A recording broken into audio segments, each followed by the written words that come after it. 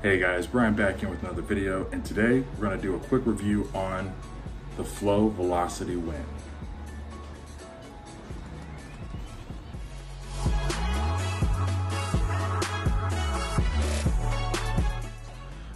Alright guys, so I got the Flow Velociti Wind. I have a lot to say about it. I'm going to make it real quick or this video will be super long. This video really is going to touch on my thoughts on the shoe, who I think it's meant for, and my experience in it. So the biggest thing I'm going to start out with is the shoe in general is awesome. Top to bottom, brand new tech from Under Armour, and it really works well. I cannot say enough good things about it so far in my experience. Do I think for me it is the best shoe for daily training? Not necessarily, but I've never actually used any of the Velociti shoes for daily training. I usually use those on days where I want to go a little bit faster, shorter runs, more of a tempo style shoe for me. But I think for smaller runners, this can be a pretty decent, pretty good daily trainer for those people who are a little bit lighter and want to really pick up the pace.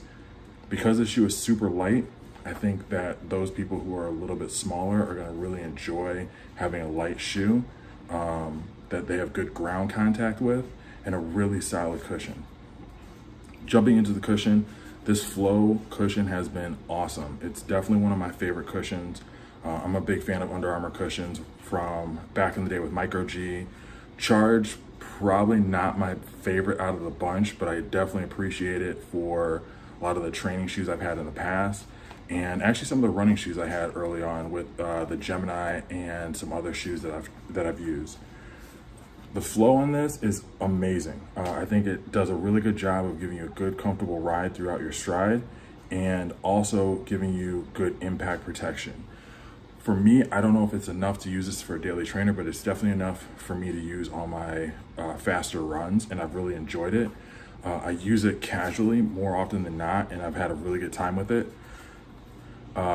Inside on the cushion, so the one thing that I did know, the one thing about all the Velociti shoes, because they are more of a tempo style, faster shoe, so this one has a stack height of 26 millimeters in the heel, 18 millimeters in the forefoot. It does still feature the connected fitness, so you can connect it to Map My Run.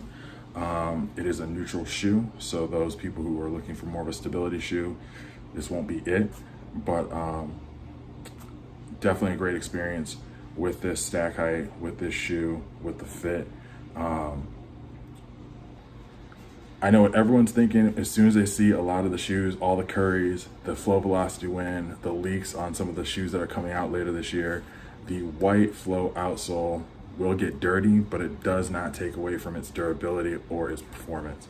It's purely aesthetic, it's dirty, it gets that way, it shows, but when you really look at the cushion, the durability on this is incredible, and that goes throughout the entire shoe. I think that's the real theme of this shoe in particular, is this is one tough shoe, but the grip on these guys is just as crazy as you find on the Curry 8s. So traction pattern being very similar. This Flow cushion grips like crazy. I've tested it on multiple different surfaces. I've tested this in wet weather, running in wet cement, walking in wet weather. I have not tested in winter weather yet, which will be interesting because it's a little bit warmer in Michigan right now. But so far, it grips like crazy. So putting just about 50 miles, actually a little bit over 50 miles on this in total, there's really not a lot of fraying. And it looks like it's smoothing out, but if you really look at how the cushion is designed on the outsole, there are divots in here that really help with gripping the ground. So it hasn't really worn down that much. I don't think this really wears any worse than a typical good rubber compound shoe, even though there's no rubber. I mean, it's soft throughout the outsole, so it does feel like a cushion. It does feel like a continuation of this midsole piece, which is black. But again, like I said, theme of the shoe is one durable shoe. Looking at the upper, this warp upper has been phenomenal.